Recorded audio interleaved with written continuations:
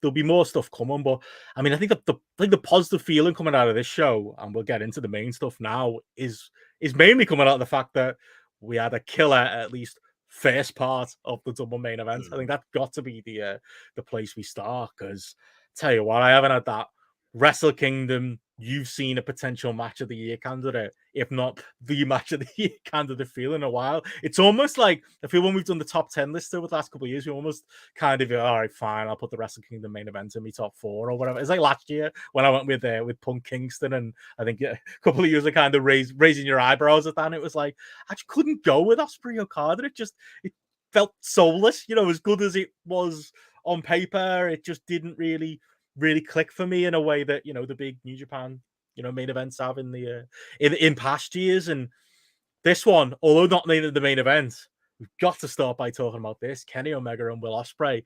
This felt like that. This felt like, close your eyes or just stop time for 25 minutes and you're in like peak New Japan once again. Like, I thought this was just, I gave it, I'll throw it out there immediately, gave it 5 stars on GRAPPL. Was no even doubt in my mind about it when the match finished, when I threw that 5-star rating in.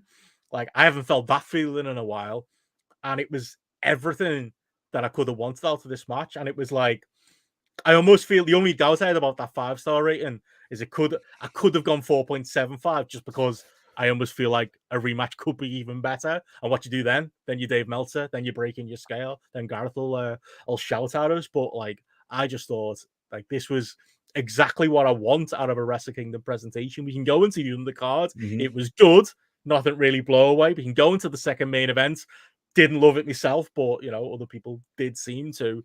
But this was, I mean, it's not a one-match show, but it kind of feels like one because this match is so head and shoulders above everything else. And it was just incredible. Like from the start, like the entrances, the big Kenny Omega entrance, the big one-winged angel entrance at first. Didn't love the fact it was a bit like, we're going to talk about Nakamura and Muta later, that he didn't have the old New Japan music, but in the Nerd's choice, it's from a game, or what's it, Final Fantasy 7 or something like that. Yeah, I thought it was it fit him, and it felt like a big entrance and coming out dressed like Terminator, and I'm sure that's the wrong reference, but to me it was a cool, regardless of the origin. Great outfit, great entrance. Ospreay followed it up with his fucking great Wrestle Kingdom level entrance, bringing Elevator back. I'm sure Garrett's kids will be loving that as it gets played in the car for the next 3 weeks. I'm sure on repeat. Like, they got it right from the start. Like, without getting into like the nitty gritty of the match yet, it was like the presentation had already set it up for that. It felt for the first time in God knows how long like an important, proper Wrestle Kingdom match. And like, some of the build was a bit lacking, but I did think the last minute build that they did in the press conference added to that feeling as well, with the Killer Ospreay promo, and Don Callis doing great work at the press of the day before as well. It just felt proper. It felt like a real Wrestle Kingdom main event. And then to top it off, they somehow delivered on expectations in ring as well. Yeah. And I felt like getting it off. I took the cowards route. I went 4.5 because instinctively I went, I need to see this again. No, that's where I'm coming from. It's almost like it's a placeholder grade. It's like, I know that this is great, but I need to see this again. I need to see it like kind of being perhaps slightly fresher when I haven't, like, just in isolation as a match in and of itself. I think the dynamics of the match were fascinating. And you mentioned the press conference and the way that it had played up effectively, that Kenny Omega is too good. This company's gone downhill. It was like, okay, they're playing him as heel. Okay, this is interesting. And Ospreay as the person who, like I say, passionately defending like the fact that he remained in New Japan and tried to keep the company going during the pandemic, and talking about the clap crowd. So they established that dynamic. So I didn't think that would be the way they were going. I had made an assumption that Kenny Omega's return, he'd be very much playing the babyface. But it was all the better for it, because it allows Omega to be vicious and slow things down as the person who's older, carrying around the injuries, and Ospreay fighting from underneath, particularly like with the blade job. But there was everything about this. I was watching this, and I think there was the point when I mean, how long did the match go? Was it just under half an hour? Is it? Yeah.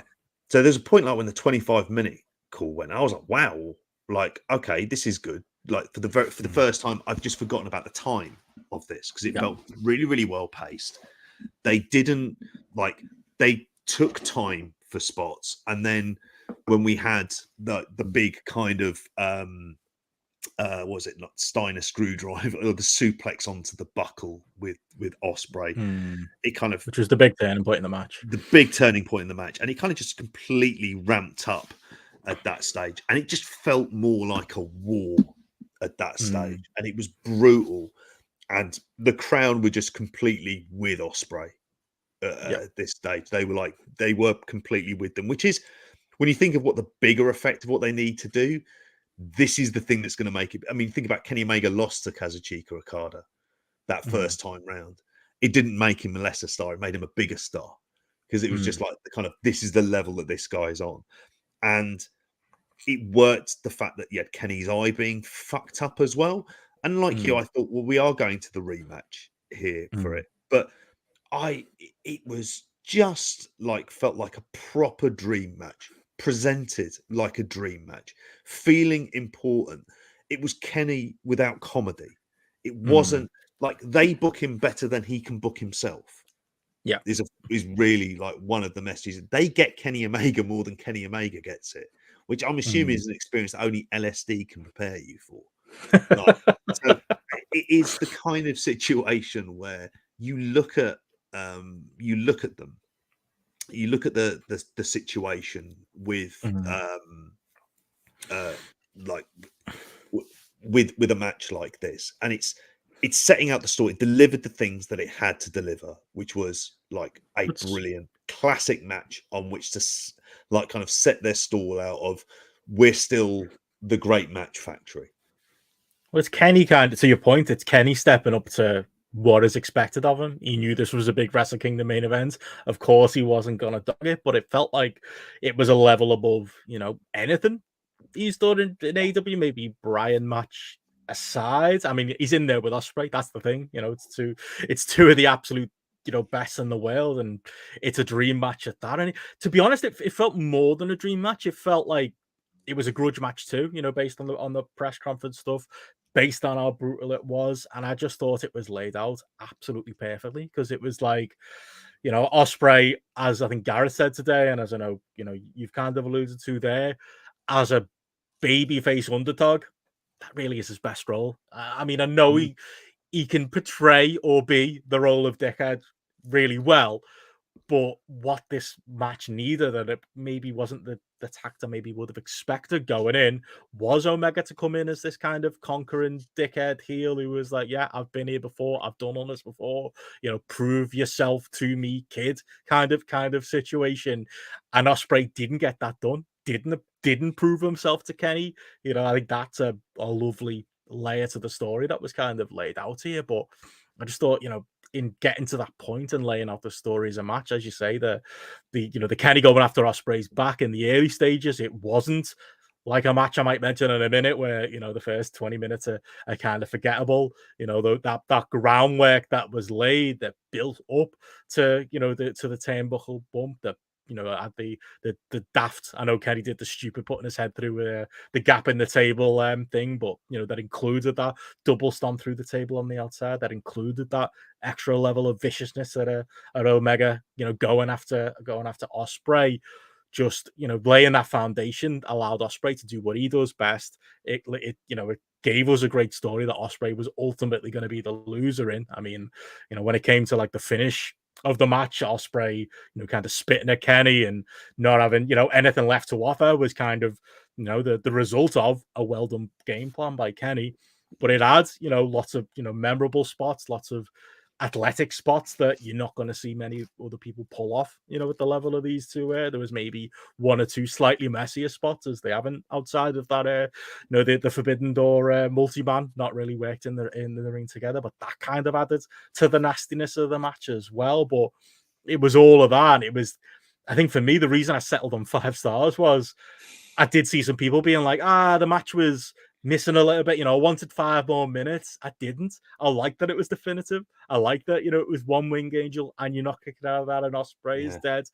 There's a version of this match that might have had another few minutes on it and a few more minutes to kick out, but I don't think that'd make it better. It's a bit like, maybe not, your classic indie film or your classic, 90-minute film that's perfect for what it is because it starts out with a relatively simple story and closes the book at the end of it, and it's it's a well-told story that works and makes sense from where it began to where it ended. It didn't need the big twist at the end. It didn't need the big extra stuff.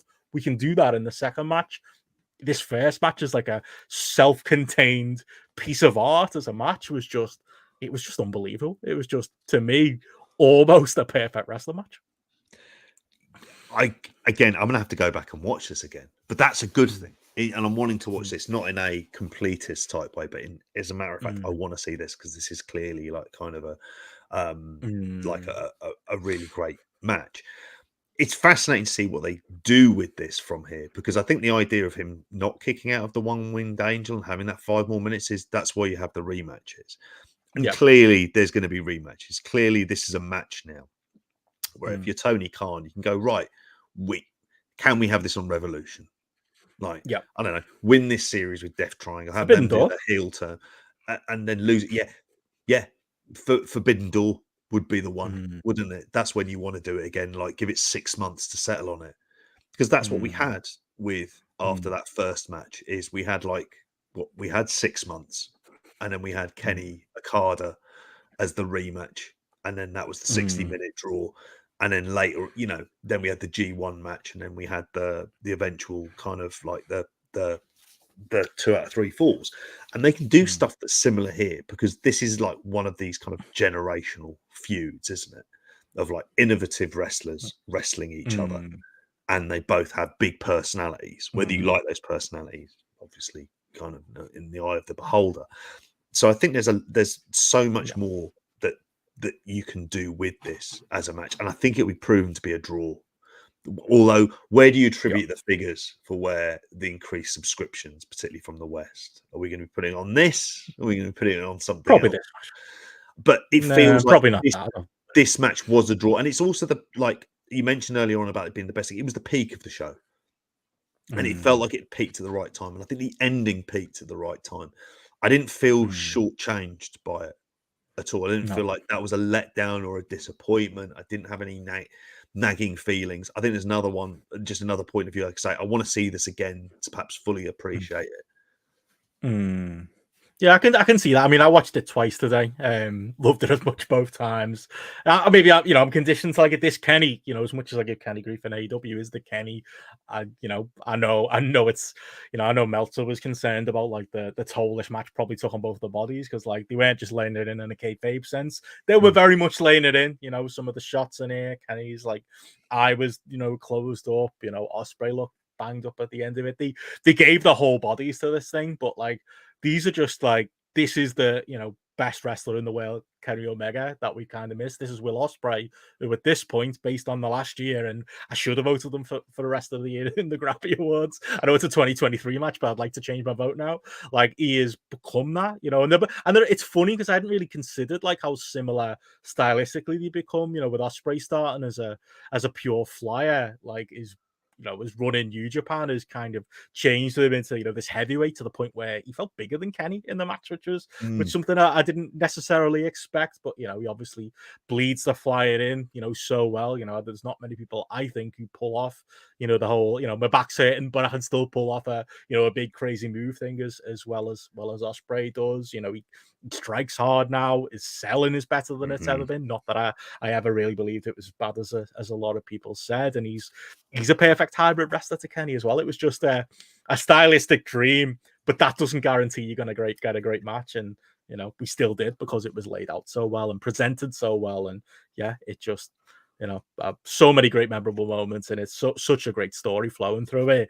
And then still just this idea of, like you say, there can be a rematch at some point that we can all look forward to. Just perfect pro wrestling. And I know you're slightly lower on it, but I've gone 5 on it. There's a fair few people in the chat who've gone 5 on it. I've seen a lot of good Lord knows what Dave Meltzer's going to go on it. 8 maybe. He's going to break the scale even more.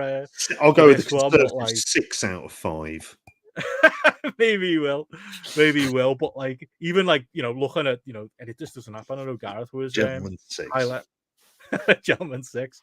I reckon 7 at least. Genuinely, like unless he breaks it again and goes even higher, I think that's probably what he's gonna say. But like even in the app, it's trending in the the high 4.8s. Like that's a hell of a lot of 5-star ratings in there. I know those ratings are settling as more people throw in, and it's a little bit lower now than it was this morning. But cage match, it's trending that high as well. It's just you're not going to find anyone that goes lower than like 4.5 on this one, I don't think, unless you just really died in the wall Jim Cornette listener who's just predisposition to hate this already, or predisposition to hate the men in the match already, which is going to be some people's take on this.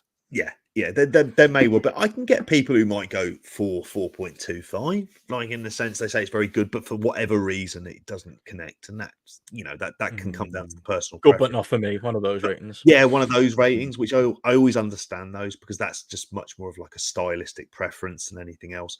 I do think that when we're talking match of the year next year, which is insane because we haven't talked about match of the year, the year that's just gone. So this is going to be up there and it's going to be memorable. That's the main thing for this, because it's going to be memorable. Because when it came on, I was like, I'm kind of excited now. I like this. This feels big. It felt like when they had like Kenny Omega in that font written out and the Terminator font up on the big screens. It felt like big time wrestling. That's something that's been sorely lacking, because what we've seen in New Japan.